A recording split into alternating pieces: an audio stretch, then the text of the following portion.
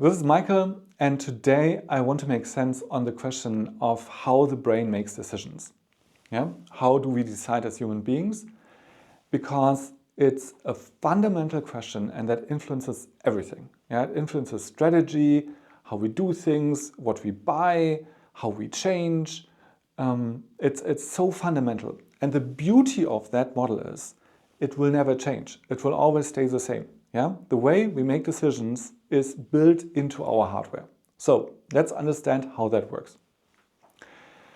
Okay, the brain basically has a big problem. And the big problem the brain needs to deal with is that every millisecond it's bombarded with 80 million bits of information from all our nerve endings. It's a lot of information.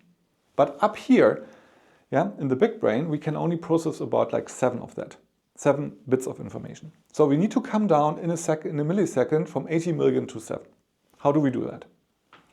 And the first step is that the first brain we have is the stem brain. It's the back of our skull and it's like the stem, yeah? And that cares about our physical survival. And our physical survival is obviously the most important thing.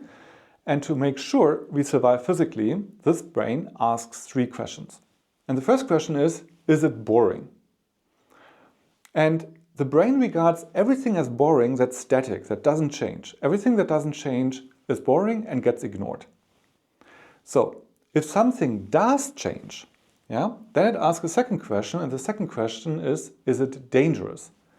And if it's dangerous, the brain takes flight. We are flight animals, we only take fight or freeze if we can't take flight. But our default reaction is flight.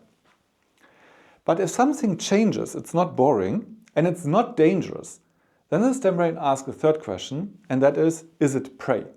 Is it something we can bite into, that we can eat? Yeah? And if it looks like prey, yeah, for the stem brain, yeah, then it exercises the bite reflex. So actually, we don't really shop, we actually bite into things. Yeah? We see in like an attractive t-shirt, and we exercise the bite reflex. We want to have that, yeah, grab it. Yeah? Okay, and the stem brain is totally capable of making simple buying decisions, like eating and like simple shopping decisions, like buying a t-shirt. Yeah, we actually do that with the stem brain. But as the decision is more complex, and it's more complex especially in the sense that we can't make this decision alone, like B2B decisions are typically not exercised by one person alone, then the stem brain delegates the problem one level higher into the midbrain and tells the midbrain, hey, that's too big for me. I can't eat that, you have to deal with that. And the midbrain deals with our social survival, yeah, because we are group animals, yeah. We belong to tribes and herds and groups, yeah, and so our brain cares about our social survival because alone we typically can't survive.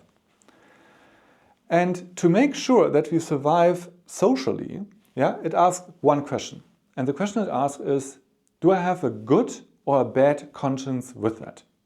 And conscience is a measurement of if I say yes to that in relation to my relevant peer group, yeah, with this question, will this increase or decrease my social status?